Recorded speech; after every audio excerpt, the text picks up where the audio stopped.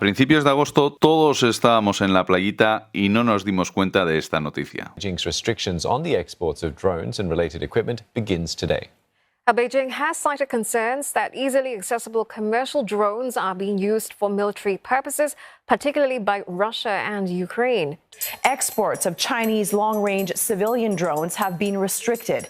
Sí, es como lo habéis oído. China ha restringido la exportación de los drones civiles para evitar que se utilicen en la guerra. Más concretamente, China no permite la exportación de drones que pueden llegar más allá del rango visual de los operadores o que pueden mantenerse en el aire más de 30 minutos de forma ininterrumpida. Esto es más o menos los drones que todos nosotros estamos utilizando. Todos los drones que sean de gama media o gama alta. Esto viene derivado de lo que vimos ya en un vídeo anterior, de que tanto Rusia como Ucrania están utilizando drones civiles, ya sea drones estabilizados como los DJI o drones FPV para fines militares. Los DJI, por ejemplo, los utilizan para observación o para soltar explosivos encima de las líneas enemigas, y los de FPV los utilizan a modo de misil guiado.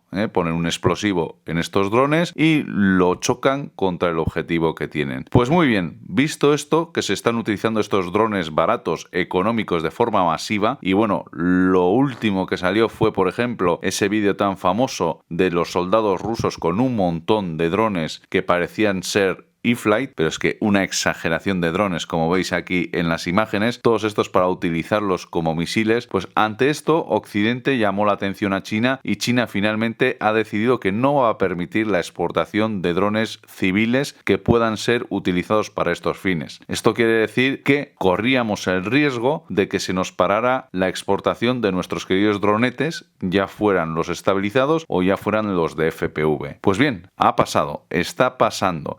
Ya hay algunas empresas que no pueden exportar sus drones, como por ejemplo este pantallazo que veis aquí, que se considera la exportación de drones como si fuera contrabando, y el tema no se queda solamente en los drones ya fabricados. Yo he recibido este email, esta comunicación por parte de un fabricante del que me iba a llegar un frame y que me ha dicho que no llegará porque no se lo permiten las autoridades.